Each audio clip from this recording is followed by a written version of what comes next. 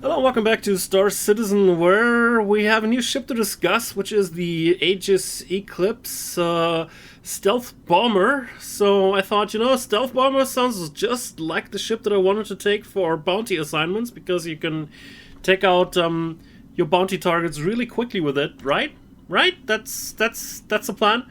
Let's see if we can do that here. Basically, the armament of the ship consists of 3 torpedoes, but those are size 9 torpedoes, which is the biggest torpedoes that we have in the game right now. Though the one that comes with stock are probably not the best in terms of damage.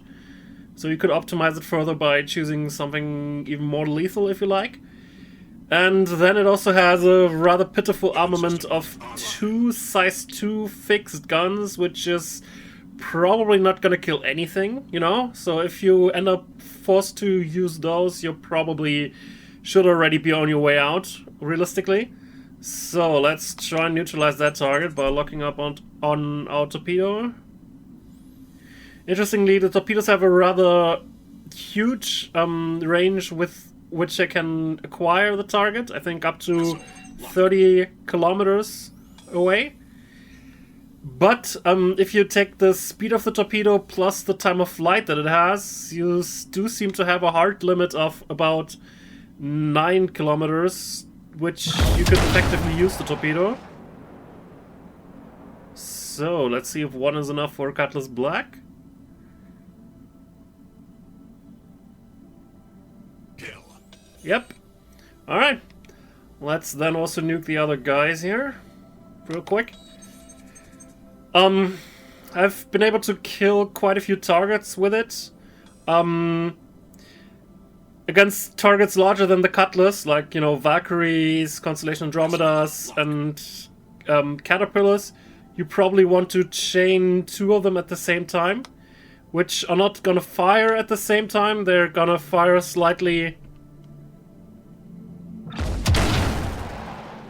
They're gonna fire after a slight waiting period. So now would be the time for the second to strike if we had, if we had acquired the same target with the second torpedo. But it's pretty much necessary to do that and to also figure out how many torpedoes you need in order to take a vessel out. You can't acquire a fighter craft with it. That sounds actually pretty useful. Alright. But since we already shot 2 of our 3 torpedoes, unless the next mission target is also going to be a Cutlass, we don't have enough ammo, so let's actually head back to Delamar and Levski and get some ammo real quick. Meanwhile, we can continue talking. As far as I've seen, I haven't run into a Hammerhead yet, but you can destroy most targets with 2 torpedoes fired in quick succession. They start rebuilding their shields after the first one hit. But the second one should just be enough firepower to kill something off. But then with just 1 torpedo left, you probably don't have enough armament to take on the second mission. So as far as I'm considered, you have to go back to Levski after pretty much every single mission that you do, which is, I think, a little bit annoying, to be totally honest with you. I'm much more used to just staying out here for hours with some pit stops in Levski, maybe like every once in a while, but not after every single freaking mission. So that's kind of what I don't like. I mean, you are killing them pretty efficiently. However, you do need to approach your target a little bit differently than you would in another craft, because basically, as we'll see with the second mission that we're gonna do in just a moment, the enemy spawn will happen as soon as you reach the mission target or something really close to it. Like, you need to be basically just 2 to 3 kilometers away from the mission target, and then the ships spawn around you. Which is really not the position that you want to be at in a torpedo bomber, because it just has fightercraft level of shielding and less than fightercraft level of regular guns. So you don't want to sit around there and just do dogfight. So what I've figured out for me, the best approach is to just overshoot the target deliberately, which you wouldn't do in other ships, because then you need to turn around and go in and start engaging the targets again before you can really do anything. But considering the range that the torpedoes have, it's really not that much of an issue. Because, you know, just a slight overshoot of like half a kilometer to of like 5 kilometers to 10 kilometers is still more than enough for your torpedoes to handle. And then you can just take your time, as you saw. Locking on the torpedoes takes quite a while, which I think is fair. You know, it's pretty powerful weapons, so the target should have some advanced warning and maybe prepare some defenses. It's just the AI for these missions is not smart enough to pull any of that off. Landing gear deployed. All right.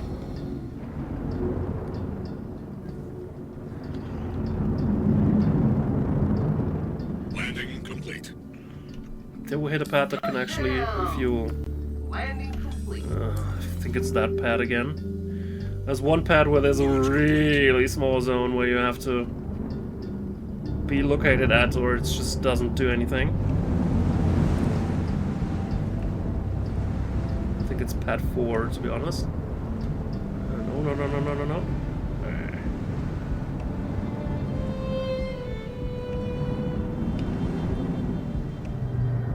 Complete. Nope. Alright. Then we're just gonna get out. Gives you the chance to see the entry animation of the ship and also take a look at it from outside, I guess. I'm just gonna send that back to storage and then order a new one. The new one should stand on the exact spot that you need to hit in order for it to use on this specific hangar. I think it's hangar 4 that has these issues. It's pretty much rather close to the circle in the middle of the pad where you're supposed to be, but it apparently doesn't register it. So let's just go to customs real quick, order any other ship, then order that one again, go back, and then we should be able to rearm the vessel. So doing those missions is pretty interesting. I mean, if you have friends who also have an Eclipse for whatever reason, I think it could be even more fun because you could do more targets because you could do more missions in sequence when you have more than just 3 torpedoes to play around with. So there's that. Also, I kind of find it hard to judge the ship on its performance by performance in this mission because, you know, because it was clearly designed with, you know, military with a military application in mind, and you were probably not gonna just send out one of those. You know, they're gonna be part of some form of strike wing of maybe 2 to 3 of those, and some fighter craft as, you know, as cover. So I think as part of such a strike force, it's probably gonna be doing a pretty decent job. It has really low signature. You know, if the readings on the ship consoles are anything to go by, then it has pretty much error levels of signature when you switch weapons off and all that. So it should be really hard to pinpoint until you start fighting with it. And it can be pretty effective at taking out targets. It's just, you know, I would like to take out many targets in sequence without having to land, and it's really not good at that. I mean, maybe at some point we get you know, like some ships that can repair and rearm smaller vessels mid-flight, you know, as part of such a strike force and such a bigger vessel to return home to, instead of having to return to a base or rest stop. I think it might also go up in relative value, but just as it is now, it's a rather expensive toy to just use for these missions, because that's pretty much the only thing you can do with it, you know? It's not good against... it's not good for patrol missions, because there you're gonna be running into fighter craft, and as you've seen, you're not even allowed to lock onto fighter craft. So in order to kill that, you would need to kill it with 2 fixed size 2 guns, which, good luck, you know? So, it's very specialized. It has a very specialized purpose for the time being in the persistent universe. It does an adequate job at that, no doubt about it, but I don't think it's really worth the price. Anyway, let's go hunting again. I think I also already got a second mission for 10,000. Maybe we'll actually run into a hammerhead this time. would be fun to see. I would think that by firing 3 torpedoes in sequence, you should be able to kill it, but I haven't been able to verify that in-game yet. Landing gear retracted. Just by having not run into one in like 10, no, not 10, let's say about 8 missions at this point, so... Aside from that, I think the ship is really beautiful, you know, it bears an overwhelming resemblance to the B2 Spirit stealth bomber that exists, you know, IRL. And I think it's pretty sleek design, no doubt about that. But I'm always kind of, you know, function over form kind of guy, you know. Anyway, we need to go on the other side of the planet.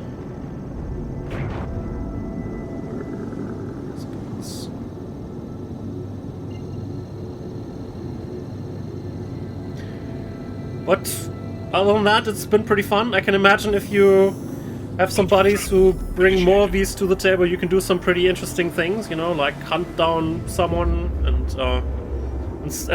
and ambush people, you know. It's kind of the value of it kind of goes up if you have more people in similar craft, so that you can actually do some combined arms action with it. Just as a single ship, you know, it wasn't really designed to be able to handle any situation that you can throw itself in.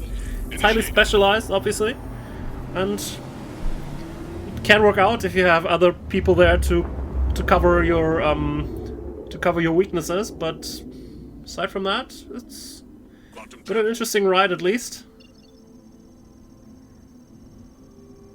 No, that's way too far away. Can we get? That's probably about the same distance. But let's go regardless. Quantum travel initiated.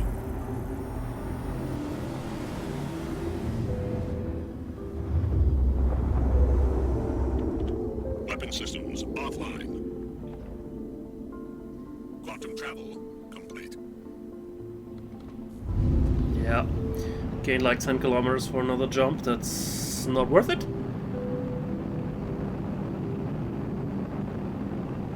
I also do like the sound of the whole thing. It kind of feels, you know... It feels right for a vessel that looks like this. You know? It's hard to say why, but it feels like, you know, a little bit muffled and not like you're sitting on a Constellation's level of engines, but they just, you know, they're just running silent and you're approaching your target to hunt them down for whatever reason. Well, here, legitimate reasons, because apparently they're horrible people that have official bounties posted on them, so, you know, might as well hunt them down with a stealth torpedo bomb. Yeah. It's been pretty fun. Also, like, cockpit, the view is not particularly excellent, especially if you have to start from a hangar. You have no way of looking up because there's this, you know, panel here that has knobs and all that, but not that we can use them for anything really.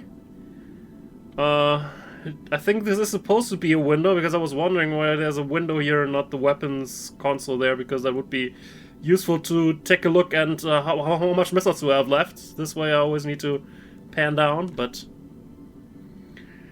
it's not. It still has a little bit more visibility than the Freelancer, but that's kind of hard to you know, to be even worse than that.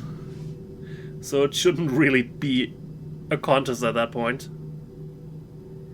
All right, let's also turn off the engines. Offline.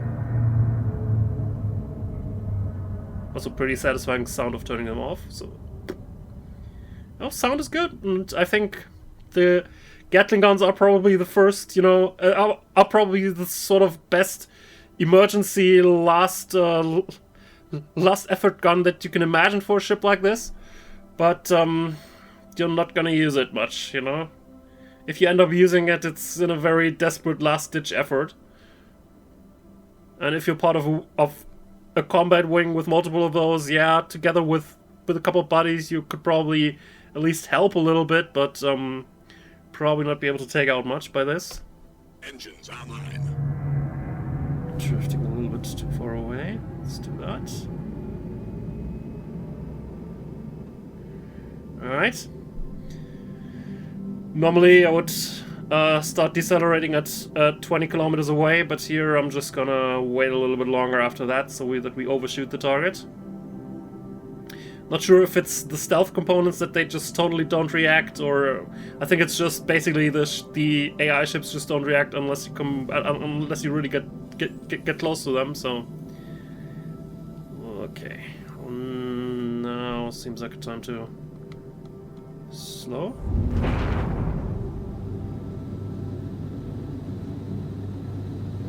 So now the encounter spawns, but we're already moving away from them.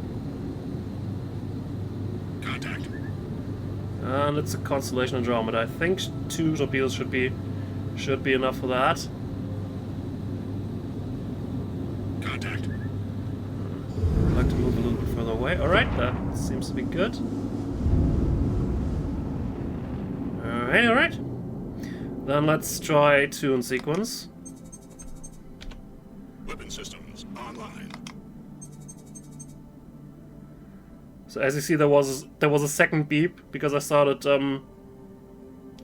also acquiring target for a second torpedo. Do need to wait a little bit longer now though. I'm also giving it a few seconds for the second one to fully acquire the target. And now we're just gonna let him rip.